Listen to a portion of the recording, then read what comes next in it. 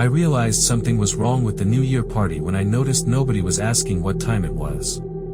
The music played, people talked, glasses clinked, but no one checked their phones, no one mentioned midnight, and when I casually asked how long we had until the year changed, the room went still for half a second before someone laughed and said, "We already crossed it."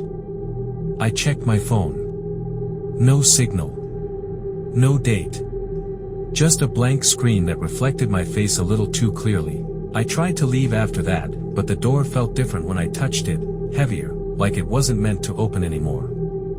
People kept drifting closer, standing just a bit too near, smiling in a tired way, as if they had been smiling for hours. One woman I didn't recognize leaned in and whispered that the party wasn't to celebrate the new year, it was to decide who stayed behind so everyone else could move forward.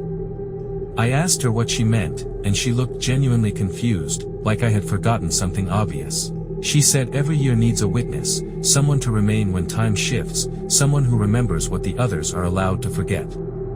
I started shouting then, demanding answers, but my voice didn't rise. It stayed flat, calm, cooperative. I felt my body agreeing to things my mind was rejecting.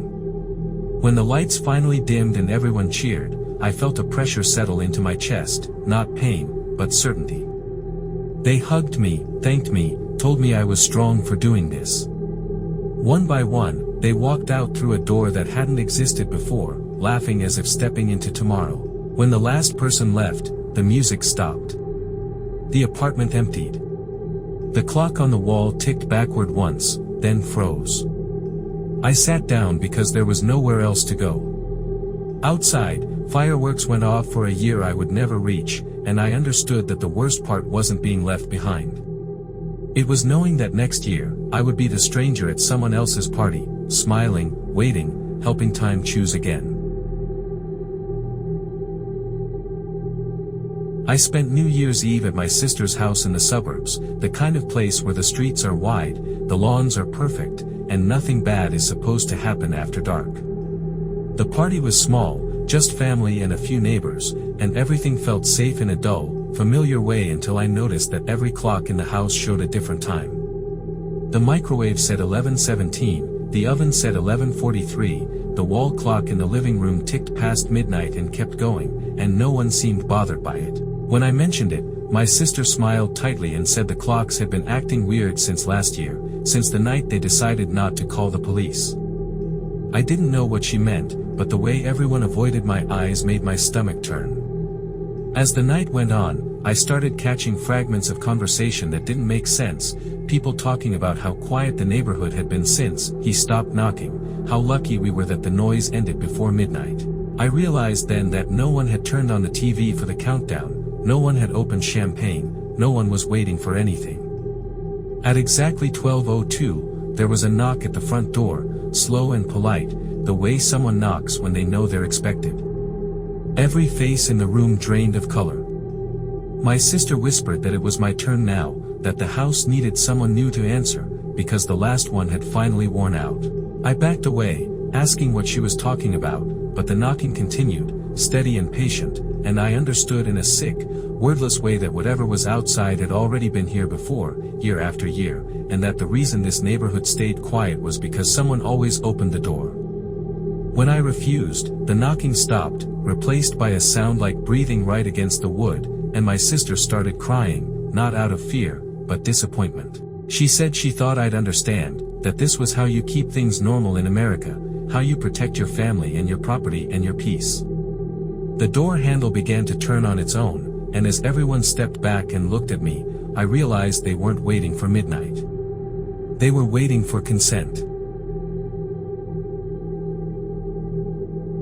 I was driving to a New Year's party just after sunset, the kind where you promise yourself you won't stay long, when traffic slowed to nothing on a two-lane road that cut through a stretch of woods I'd driven past 100 times without thinking about it. No accident, no flashing lights, just cars stopped as if they'd collectively forgotten how to move.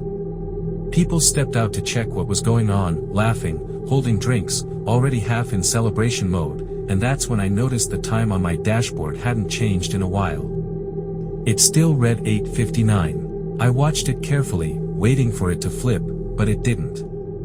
A man in a puffy jacket knocked on my window and asked if I was headed to a party too, then pointed ahead and said something was wrong with the road, that it wasn't finished yet.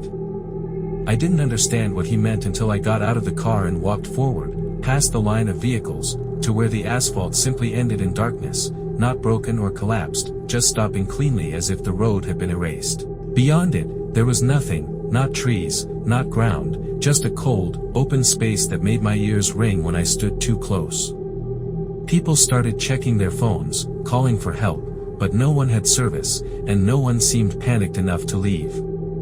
Someone suggested we wait it out until midnight, said maybe it would fix itself when the year turned.